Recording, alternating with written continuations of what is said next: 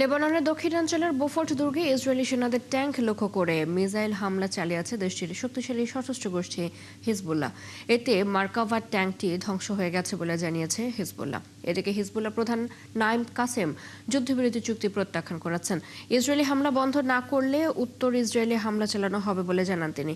অন্যদিকে মার্কিন president Donald Trump ইরানের বিরুদ্ধে সামরিক পদক্ষেপ সীমিত করার প্রস্তাবে সমর্থন দেয়া আইন প্রণেতাদের সমালোচনা করেছেন। একই সময়ে ইরানের বিপ্লবী গার্ড বাহিনী আইআরজিসি বলেছে, ইসরায়েল লেবানন থেকে সেনা না সরানো পর্যন্ত এই অঞ্চলে শান্তি আসবে না। এদিকে যুক্তরাষ্ট্রের মধ্যস্থতায় নতুন যুদ্ধবিরতির ঘোষণা এলেও লেবাননে হামলা চালিয়ে যাচ্ছে ইসরায়েল। দেশটির স্বাস্থ্য মন্ত্রণালয় জানিয়েছে, মার্চ শুরু থেকে এখনো পর্যন্ত ইসরায়েলি হামলায় নিহত হয়েছেন ৩,৫২৬ জন, আহত হয়েছেন ১০,৭৩৩ জন। ইরান যুদ্ধ নিয়ে এবার যুক্তরাষ্ট্রের রাজনীতিতে দেখা দিয়েছে নতুন টানাপোড়েন। যুদ্ধের ময়দানের পাশাপাশি এখন লড়াই চলছে ওয়াশিংটনের ক্ষমতার করিডরেও। প্রেসিডেন্ট ডোনাল্ড ট্রাম্পের সামরিক সিদ্ধান্তের ওপর নিয়ন্ত্রণ প্রতিষ্ঠার লক্ষ্যে প্রতিনিধি পরিষদে একটি গুরুত্বপূর্ণ প্রস্তাব পাশ হয়েছে, যা যুদ্ধের ভবিষ্যৎ এবং মার্কিন রাজনৈতিক সমীকরণ দুই ক্ষেত্রেই নতুন প্রশ্ন তুলে দিয়েছে। বিস্তারিত রিপোর্টে। ইরানের বিরুদ্ধে চলমান সামরিক অভিযানে প্রেসিডেন্ট ডোনাল্ড ট্রাম্পের ক্ষমতা সীমিত করার লক্ষ্যে মার্কিন প্রতিনিধি পরিষদে পাশ হয়েছে একটি যুদ্ধ ক্ষমতা সংক্রান্ত প্রস্তাব। 215-208 ভোটে গৃহীত এই উদ্যোগকে অনেকেই ইরান যুদ্ধ নিয়ে কংগ্রেসের অসন্তোষের প্রকাশ হিসেবে দেখছেন। সবচেয়ে তাৎপর্যপূর্ণ বিষয় হলো, ডেমোক্র্যাটদের পাশাপাশি 4 জন রিপাবলিকান আইন প্রণেতাও প্রস্তাবটির পক্ষে ভোট দিয়েছেন। ফলে এটি কেবল বিরোধী শিবিরের অবস্থান নয়, বরং ট্রাম্পের নিজ দলেও যুদ্ধ নিয়ে ভিন্ন মতের উপস্থিতি স্পষ্ট করেছে। প্রস্তাব অনুযায়ী ইরানের সাথে সংঘাতে নতুন কোনো সামরিক পদক্ষেপ নিতে হলে কিংবা যুদ্ধ অব্যাহত রাখতে হলে প্রেসিডেন্টকে কংগ্রেসের অনুমোদন নিতে হবে। যদিও এর আইনি কার্যকারিতা নিয়ে বিতর্ক রয়েছে, তবুও রাজনৈতিক বার্তাটি স্পষ্ট, কংগ্রেস যুদ্ধের লাগাম নিজের হাতে রাখতে চায়। হোয়াইট হাউস এই পদক্ষেপকে প্রেসিডেন্টের সাংবিধানিক ক্ষমতার উপর হস্তক্ষেপ বলে অভিহিত করেছে। তবে যুদ্ধের কারণে জ্বালানি তেলের দাম বেড়ে যাওয়া, অর্থনৈতিক চাপ এবং দেশজুড়ে বাড়তে থাকা জন অসন্তোষ প্রশাসনের জন্য নতুন চ্যালেঞ্জ তৈরি করছে। গত 28 ফেব্রুয়ারি যুক্তরাষ্ট্র ও ইসরায়েলের যৌথ হামলার মধ্য দিয়ে শুরু হওয়া সংঘাত পরে পুরো অঞ্চলে উত্তেজনা ছড়িয়ে দেয়। জবাবে ইরান হামলা চালানোর পাশাপাশি হরমুজ প্রণালীতে নৌ চলাচল বন্ধ করে দেয়। ফলে বৈশ্বিক জ্বালানি বাজারে বড় প্রভাব পড়ে। এখন সিনেটের সিদ্ধান্তের দিকে তাকিয়ে আছে ওয়াশিংটন। সেখানে প্রস্তাবটি কতটা অগ্রগতি পায় তার ওপরে নির্ভর করবে ইরান যুদ্ধ ঘিরে মার্কিন রাজনীতির পরবর্তী অধ্যায়। চৈতি সরওয়ার, 71। যুক্তরাষ্ট্রের মধ্যস্থতায় আবারও যুদ্ধবিরতিতে সম্মত হয়েছে ইসরায়েল ও লেবানন। তবে সমঝোতার ঘোষণা এলেও পুরোপুরি পরিস্থিতি স্বাভাবিক হয়নি। চুক্তির কয়েক ঘন্টা পরই আবারও হামলার খবরে তৈরি হয়েছে শঙ্কা। সাধারণ মানুষের মধ্যে যেমন আশার সঞ্চার হয়েছে, তেমনি রয়ে গেছে সংশয়ও। আরও জানাচ্ছেন আরাফাত ইসলাম। নতুন দিনের শুরুটা যুদ্ধবিরতির খবর দিয়ে হলেও বৈরুতের অনেক বাসিন্দাই এখনও বিশ্বাস করতে পারছেন না। সন্দেহ আদৌ কতটা বাস্তবায়িত হবে যুদ্ধবিরতি। যুক্তরাষ্ট্রের মধ্যস্থতায় বুধবার নতুন যুদ্ধবিরতি বাস্তবায়নে সম্মত হয় ইসরায়েল ও লেবানন। সমঝোতা অনুযায়ী হিজবুল্লাহকে ইসরায়েলের বিরুদ্ধে সব ধরনের হামলা বন্ধ করতে হবে এবং দক্ষিণ লেবাননের লিতানি নদীর দক্ষিণাঞ্চল থেকে তাদের যোদ্ধাদের সরিয়ে নিতে হবে। এছাড়া ওই এলাকায় নিরাপত্তা ও নিয়ন্ত্রণের পূর্ণ দায়িত্ব নেবে লেবাননের সেনাবাহিনী। তবে যুদ্ধবিরতির ঘোষণা এলেও লেবাননের সামরিক অভিযান অব্যাহত রাখার কথা জানিয়েছে ইসরায়েল। দেশটির প্রতিরক্ষা মন্ত্রী ইসরায়েল কাজ বলেন, লেবানন থেকে সেনা প্রত্যাহারের কোনো পরিকল্পনা তাদের নেই এবং প্রয়োজনে সামরিক অভিযান চলবে। এই পরিস্থিতিতে যুদ্ধবিরতি নিয়ে মিশ্র প্রতিক্রিয়া দেখা গেছে বৈরুতের বাসিন্দাদের মধ্যে। কেউ শান্তির আশা করছেন, আবার কেউ অতীত অভিজ্ঞতার কারণে সন্দিহান। আমরা এসব ঘোষণা শুনতে শুনতে ক্লান্ত। যখন সত্যিকারের যুদ্ধবিরতি হবে, তখন আমরা নিরাপদ বোধ করব। ইসরায়েল, লেবাননের জনগণ এবং সমগ্র আরব জাতির ঘোর শত্রু। আমরা এই ধরনের চুক্তিতে বিশ্বাস করি না। মার্কিন প্রেসিডেন্ট ডোনাল্ড ট্রাম্পের যুদ্ধবিরতি ঘোষণার পর থেকে এখনো হামলা চলছেই। তাহলে সেই যুদ্ধবিরতি আসলে কোথায়? এদিকে এখনও নতুন সমঝোতা নিয়ে আনুষ্ঠানিক কোনো মন্তব্য করেনি হিজবুল্লাহ। বরং যুদ্ধবিরতির ঘোষণা দেওয়ার আগেই সংগঠনটি দাবি করেছে, তারা লেবাননের ভেতরে অবস্থানরত ইসরায়েলি সেনাদের লক্ষ্য করে 2টি ড্রোন ও রকেট হামলা চালিয়েছে। মার্চে ইরান সমর্থিত হিজবুল্লাহ ইসরায়েল সীমান্তে হামলা চালানোর পর সংগঠনটিকে লক্ষ্য করে লেবাননে অভিযান শুরু করে ইসরায়েল। এরপর কয়েক মাসের সংঘাতে হাজারো মানুষ নিহত হয়েছে, পাশাপাশি বাস্তুচ্যুত হয়েছে 10 লাখেরও বেশি লেবানিজ নাগরিক। আরাফাত ইসলাম, ৭১। মধ্যপ্রাচ্যের মানচিত্রে লেবানন একটি স্বাধীন রাষ্ট্র, তবে দেশটির ইতিহাস, রাজনীতি ও সংস্কৃতি পাতায় গভীর ছাপ রেখে গেছে ফ্রান্স। 1 শতাব্দীরও বেশি সময় ধরে গড়ে ওঠা এই সম্পর্ক শুধু কূটনীতিতে সীমাবদ্ধ নয়, বরং রাজনৈতিক সংকট, অর্থনৈতিক বিপর্যয় কিংবা নিরাপত্তা পরিস্থিতি, প্রতিটি গুরুত্বপূর্ণ ইস্যুতেই বারবার দেখা যায় প্যারিসের সক্রিয় উপস্থিতি। এখন প্রশ্ন উঠেছে, লেবাননের ভবিষ্যৎ নিয়ে ফ্রান্সের এত আগ্রহ কেন? ইতিহাস, কৌশলগত স্বার্থ নাকি আঞ্চলিক প্রভাব বিস্তারের হিসাব? এসব কারণে খুঁজে দেখছেন নাহিদা রিন্থি। লেবাননের সঙ্গে ফ্রান্সের সম্পর্ক শতাব্দী প্রাচীন। ঐতিহাসিক এই সম্পর্কের মূল ভিত্তি ছিল লেবাননে খ্রিস্টান সম্প্রদায়ের সঙ্গে ফরাসিদের সাংস্কৃতিক ও রাজনৈতিক জোট। প্রথম বিশ্বযুদ্ধের পর এই ম্যান্ডেট লেবাননের বর্তমান সীমানা নির্ধারণ করে এবং ফরাসি সংস্কৃতির বিস্তার ঘটায়। স্বাধীনতার পরও বৈরুতকে বলা হতো মধ্যপ্রাচ্যের প্যারিস। 2020 সালের বৈরুত বন্দরে ভয়াবহ বিস্ফোরণের সময় প্রেসিডেন্ট ম্যাক্রন তাৎক্ষণিকভাবে সেখানে ছুটে যান এবং বড় ধরনের সহায়তা প্যাকেজ ঘোষণা করেন, যা লেবাননে ইউরোপীয় অংশীদার হিসেবে ফ্রান্সের অবস্থান সুসংহত করে। লেবাননের সাংবাদিক ও রাজনৈতিক বিশ্লেষক সুহাইব জাওহার বলেন, প্যারিসের দৃষ্টিকোণ থেকে লেবানন হলো একটি কৌশলগত প্রবেশদ্বার। এর মাধ্যমে ফ্রান্স আরব মাশরেক এবং পূর্ব ভূমধ্যসাগরীয় অঞ্চল নিজের ভূ রাজনৈতিক প্রভাব ধরে রাখে। তিনি আরও জানান, ফ্রান্স চায় না লেবাননের সেনাবাহিনী, সরকারি প্রশাসন বা কেন্দ্র ব্যাংকের মতো রাষ্ট্রীয় প্রতিষ্ঠানগুলো ভেঙে পড়ুক, কারণ সেখানে কোনো ক্ষমতার শূন্যতা তৈরি হলে তা প্রতিদ্বন্দ্বী আঞ্চলিক এবং আন্তর্জাতিক শক্তি ইরান বা রাশিয়া দিয়ে পূরণ হতে পারে।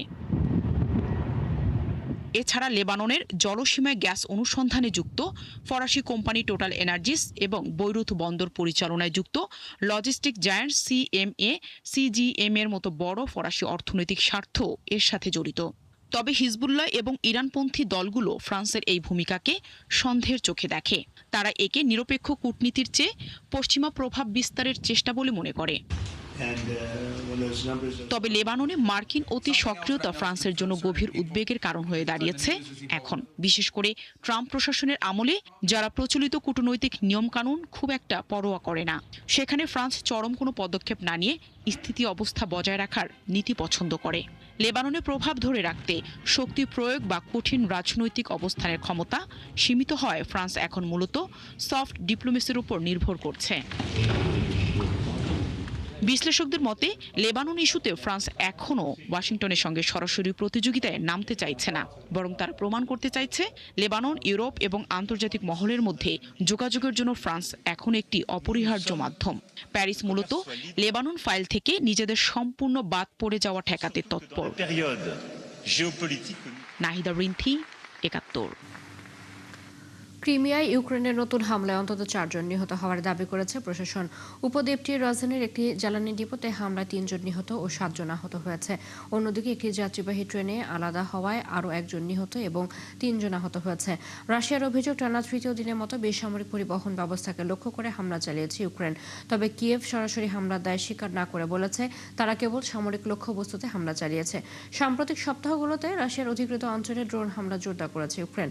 এদিকে ইউক্রেনের প্রেসিডেন্ট ভলোদিমির জেলেনস্কি দাবি করেছেন রাশিয়ার ভেতরে একাধিক স্থাপনায় সফল ড্রোন হামলা চালানো হয়েছে। এর মধ্যে সেন্ট পিটার্সবার্গের তেল টার্মিনাল ও একটি নৌ ঘাঁটিও রয়েছে। ইউক্রেন যুদ্ধ শেষ করার জন্য রুশ প্রেসিডেন্ট ভ্লাদিমির পুতিনের সাথে মুখোমুখি বৈঠকের আহ্বান জানিয়েছেন ইউক্রেনের প্রেসিডেন্ট ভলোদিমির জেলেনস্কি। পুতিনকে লেখা এক খোলা চিঠিতে ইউক্রেনের প্রেসিডেন্ট বলেন, ইউরোপের যুদ্ধ আবারও যুক্তরাষ্ট্রের মনোযোগের কেন্দ্রবিন্দুতে না আসা পর্যন্ত শুধু অপেক্ষা করাটা ভুল হবে। তিনি আরও বলেন, ইউক্রেন ও রাশিয়ার মধ্যে সরাসরি সম্পৃক্ততার মাধ্যমেই শান্তি আসতে পারে। এছাড়া সুইজারল্যান্ড বা তুরস্কের মতো কোনো দেশে মুখোমুখি আলোচনা হতে পারে বলেও জানান ইউক্রেনের প্রেসিডেন্ট। এটাকে জেলেনস্কির প্রস্তাবিত আলোচনা চলাকালীন একটি পূর্ণাঙ্গ যুদ্ধবিরতির আহ্বান জানিয়েছিলেন, যা পুতিন বৃহস্পতিবার নাকচ করে দেন।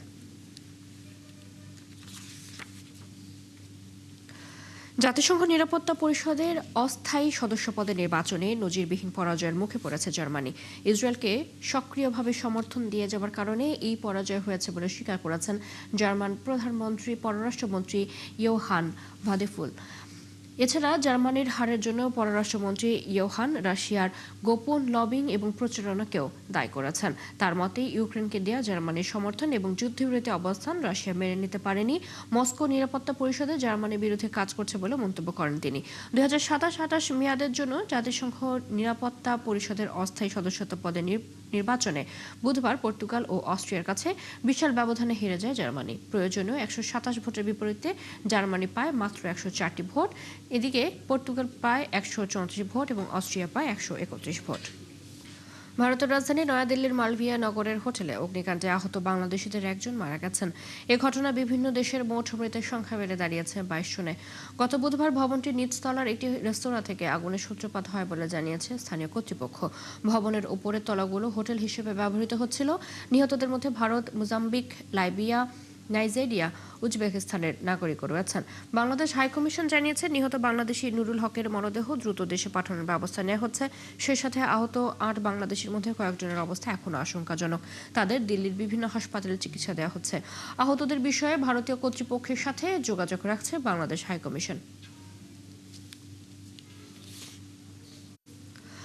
ওসমান হাদি হত্যা প্রসঙ্গে সাবেক মুখ্যমন্ত্রী মমতা বন্দ্যোপাধ্যায়ের মন্তব্যের জেরে তার বিরুদ্ধে রাষ্ট্রদ্রোহিতা সহ একাধিক জামিন অযোগ্য ধারায় মামলা দায়ের করা হয়েছে। শিলিগুড়ি সাইবার ক্রাইম থানায় মমতার বিরুদ্ধে অভিযোগ দায়ের করেছেন কলকাতা হাইকোর্টের জলপাইগুড়ি সার্কিট বেঞ্চের আইনজীবী রিঙ্কু চ্যাটার্জি সিং। অভিযোগকারীর দাবি, মমতা বন্দ্যোপাধ্যায় নির্বাচন কমিশন ও কেন্দ্রীয় বাহিনীর নিরপেক্ষতা নিয়ে প্রশ্ন তুলে জনমনে ঘৃণা তৈরির অপচেষ্টা চালিয়েছেন।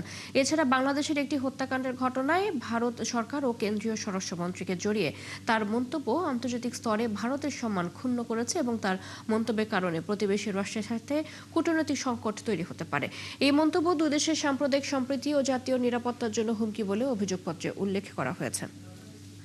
জার্মানির ফ্র্যাঙ্কফুর্ট বিমানবন্দরে পার্ক করে রাখা একটি বোয়িং 787 উড়োজাহাজের নোজ গিয়ার আকস্মিকভাবে ভেঙে পড়েছে। এতে আহত হয়েছেন কয়েকজন কর্মী।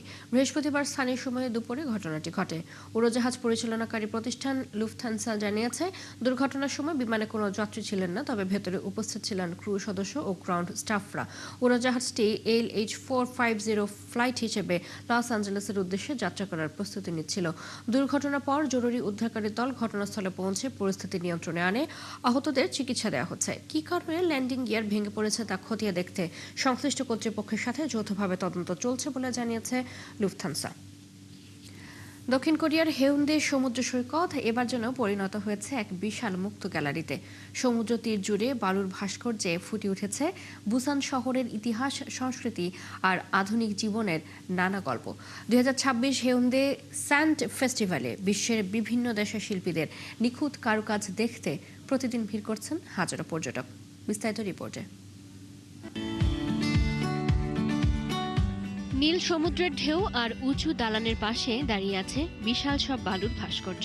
যেন সৈকতের বুকে জীবন্ত হয়ে উঠেছে ইতিহাসের নানা অধ্যায়। কোথাও দেখা মিলছে কোরিয়ার জোসন রাজবংশের রাজকীয় শোভাযাত্রার, আবার কোথাও উঠে এসেছে কোরিয়ান যুদ্ধের সময় অস্থায়ী রাজধানী হিসেবে বুসানের গুরুত্বপূর্ণ ভূমিকা। শুধু ইতিহাস নয়, আধুনিক বুসানের সংস্কৃতিও জায়গা পেয়েছে এই আয়োজনে প্রতিটি শিল্পকর্মে। জনপ্রিয় চলচ্চিত্র ট্রেন টু বুসান অবলম্বনে তৈরি ভাস্কর্য দর্শনার্থীদের আকর্ষণের কেন্দ্রবিন্দুতে। স্থানীয় বেসবল সংস্কৃতি, পুরনো বন্দর নগরীর জীবনধারা, এমনকি কোরিয়ার বিখ্যাত গান রিটার্ন টু বুসান পোর্ট থেকেও অনুপ্রাণিত হয়ে তৈরি হয়েছে নানা শিল্পকর্ম। দক্ষিণ কোরিয়া, কানাডা, চীন, ফ্রান্স ও তাইওয়ানের 11 জন বিশ্বমানের শিল্পীর হাতে তৈরি 17টি বালুর ভাস্কর্যের এসব সূক্ষ্ম কারুকাজ আর বিশাল আকৃতির শিল্পকর্ম দেখতে ভিড় করছেন দর্শনার্থীরা, তুলছেন ছবি। উৎসবের অন্যতম আকর্ষণ 7 মিটার উঁচু বালুর অবজারভেটরি। সেখান থেকে পুরো সৈকত আর শিল্পকর্ম একসাথে দেখার সুযোগ পাচ্ছেন পর্যটকরা। সন্ধ্যা নামলে শুরু হয় আলোকসজ্জা, যা সৈকতের সৌন্দর্যকে ভিন্ন মাত্রা দেয়। পাশাপাশি রয়েছে স্যান্ড স্লেজিং আর শিশুদের জন্য বালুর ভাস্কর্য তৈরির কর্মশালা। এ ধরনের শিল্প আমি আগে কখনো দেখিনি। খুবই সুন্দর এবং অবিশ্বাস্য লাগছে। বুসানে এসে এই বালুর ভাস্কর্য না দেখলে অনেক কিছু মিস করবেন। দারুণ অভিজ্ঞতা। 21তম বার্ষিকী উদযাপনে উৎসবের ভাস্কর্যগুলো আগামী 14 জুন পর্যন্ত জনসাধারণের জন্য উন্মুক্ত থাকবে। চৈতি সরওয়ার, 71। এই ছিল এখনকার আয়োজনে বিশ্বের আরো নতুন কিছু খবর এবং বিশ্লেষণ নিয়ে দুপুর 1:30 আবারও হাজির হবে বিশ্বযোগ। সরাসরি সংবাদ এবং অনুষ্ঠান দেখতে চোখ রাখুন 71 ফেসবুক পেজে, সাবস্ক্রাইব করুন 71 ইউটিউব চ্যানেল। থাকুন 71 সাথে।